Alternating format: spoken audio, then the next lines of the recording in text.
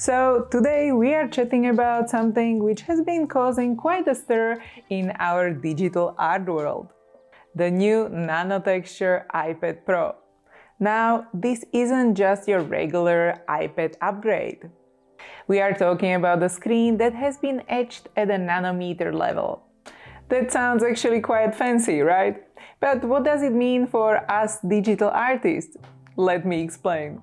And hi, if you are new around here, I'm Eva and I am a full-time artist and illustrator, and I have been using Procreate for more than 7 years after switching from Wacom and Photoshop, which I had used for digital art. For many years, I have used the iPad and Procreate to draw personal and client work and create tutorials and classes and Procreate brushes. So as you can see, I have here 3 iPads. This is iPad Air with M2 chip, then this is iPad Pro with the nanotexture, and this is my older iPad 12.9 with the matte screen protector.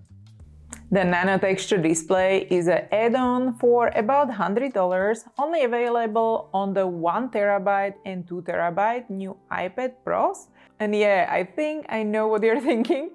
It's like the fanciest thing on the menu in already expensive restaurant. So before we decide if it's worth the splurge, let's dive into what it actually offers. First of all, I want to talk about the texture and how the surface actually feels.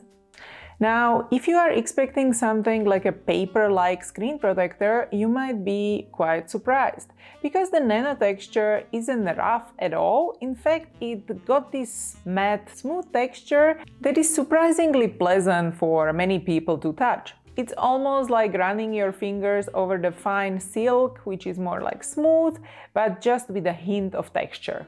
And what I think is one of the coolest things about this new nanotexture is that it rejects the fingerprints and the smudges. So it's kind of almost like this rejecting fingerprint ninja.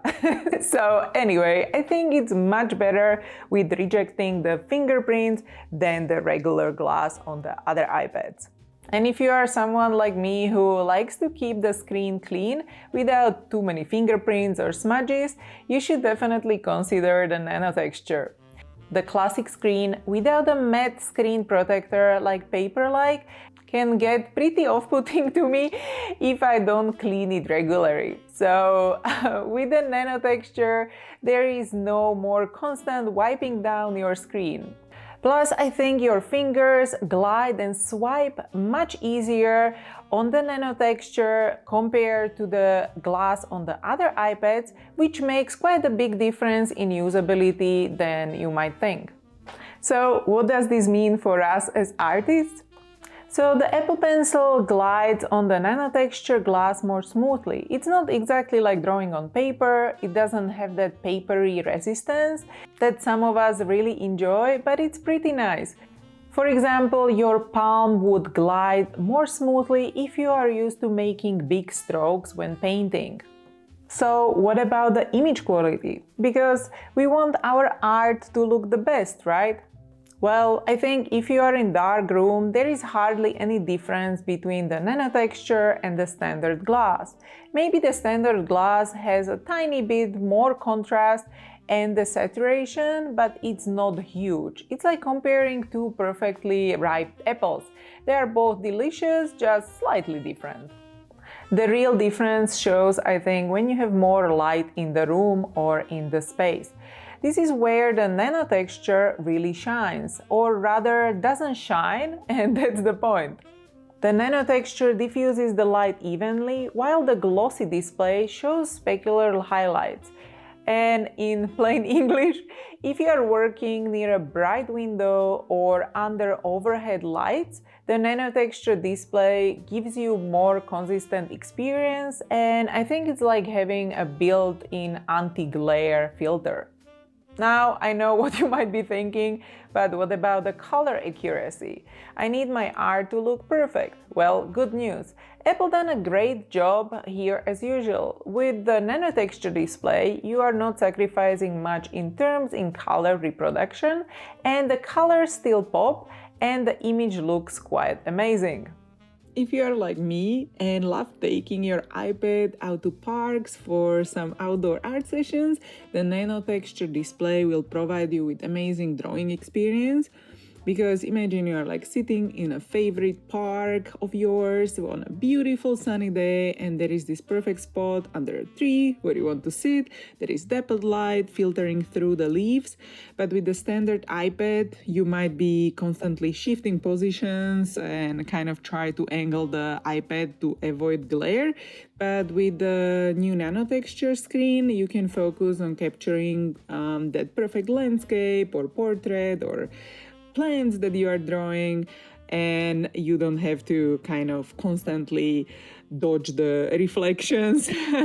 And it's not just about the outdoor use.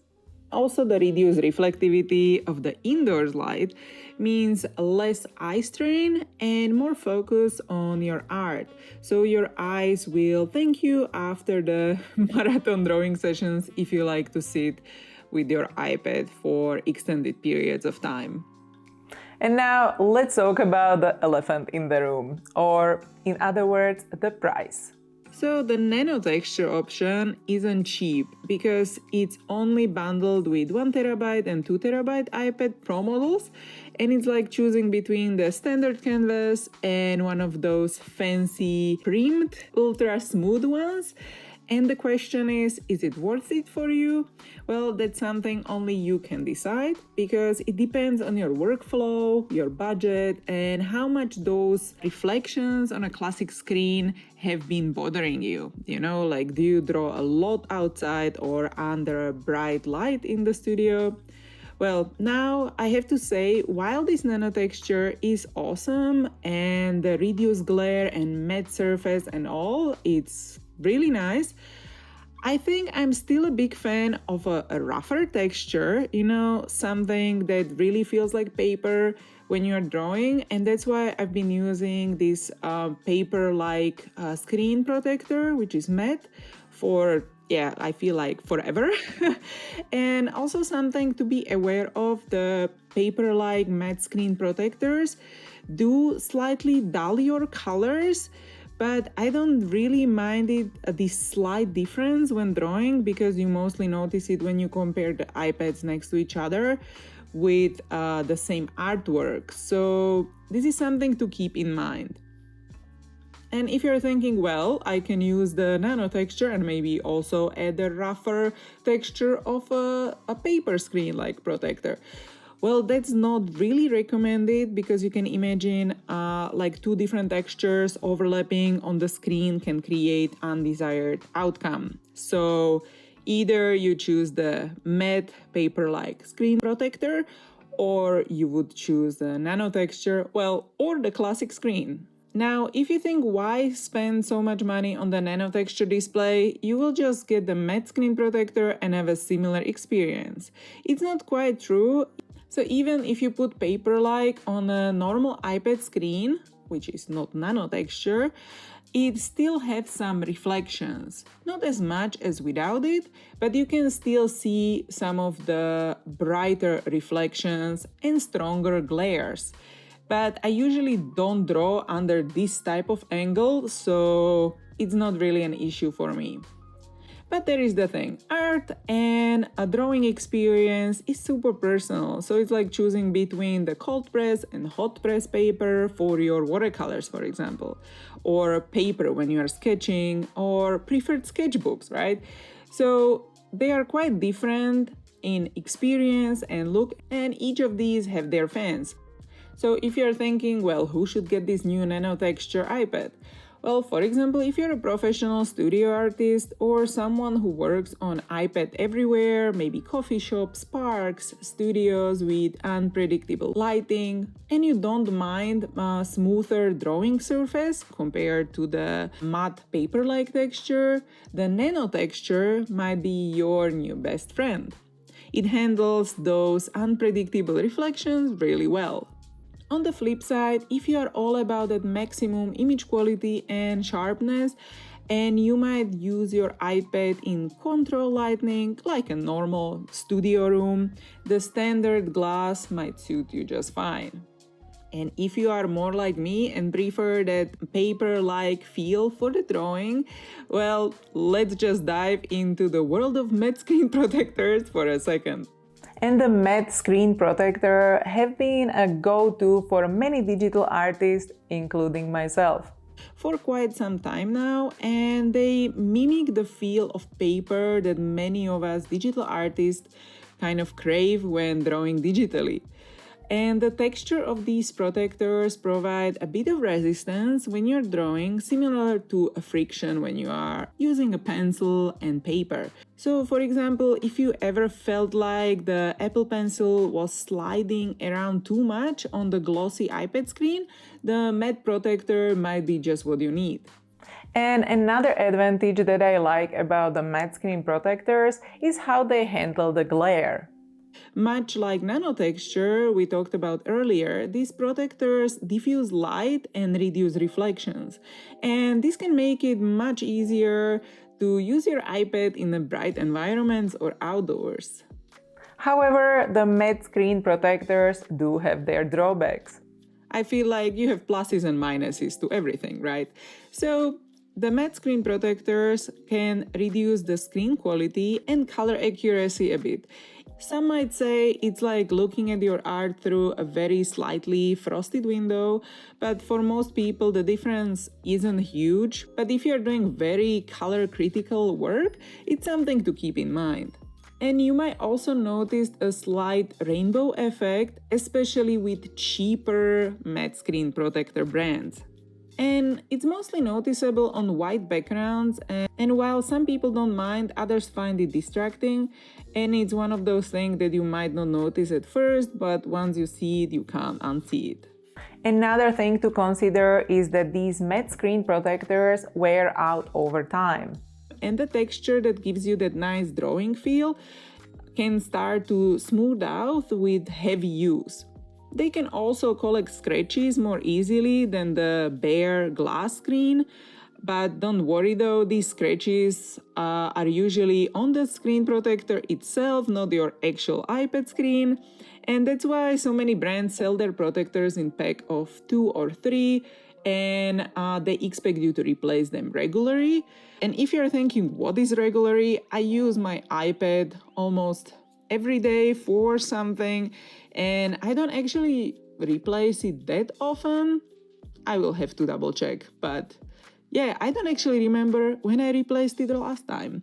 And I know that some people are also worried about the pencil tips that they wear off much faster with these matte screen protectors.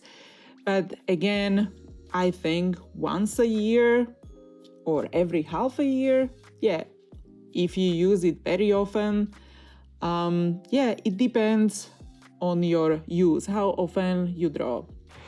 Oh, and let's not forget about the fun applying these matte screen protectors. Because it's like trying to put a band-aid very straight on a surface, and any speck of dust or piece of hair or whatever can create a bubble, which can be quite frustrating. So yeah, it's definitely quite an experience to apply these matte screen protectors.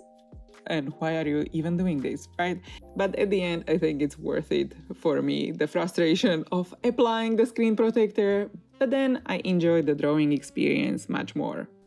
So how do you decide between all of these options? Well, it really comes down to personal preference and how you use your iPad. If you primarily use your iPad for drawing and you crave that paper-like feel, a matte screen protector might be your best friend. Yes, you might sacrifice a tiny bit of screen clarity, but for many artists, the improved drawing experience is worth it. And if you do a lot of outdoor work and you're constantly battling glare, but you don't want to spring for an expensive nanotexture iPad, the matte protector can be a great middle ground. You get some of that anti-glare benefits without the big price tag. On the other hand, if you use your iPad, for example, outdoors and in very bright light conditions, maybe for photo editing, making videos, or other tasks where color accuracy and screen clarity are crucial, you might want to stick with the bare glass screen and consider the nanotexture option if it is in your budget. And here is a pro tip. If you're not sure, why not to try both? You can go to Apple Store to try the nanotexture display, or many matte screen protectors are relatively inexpensive, so you could get one and try it out for a while, and if you don't like it, you can always remove it and go back to the bare glass. And it's all about finding what works best for you and your art. So what do you think? Are you in the team of nanotexture fans, or team matte screen protectors, or team glossy screen? Or maybe you're still on the fence. Whether your preference, I would love to hear about it. So please share in comments below what is your preference. I would love to know. And I'm sure others would like to know as well. And if you are inspired by some of my art in this video, please check out the links to my Procreate brushes and my classes in the description below. And if you are unsure about the whole lineup of all the new iPads, you can watch the video which is linked right here.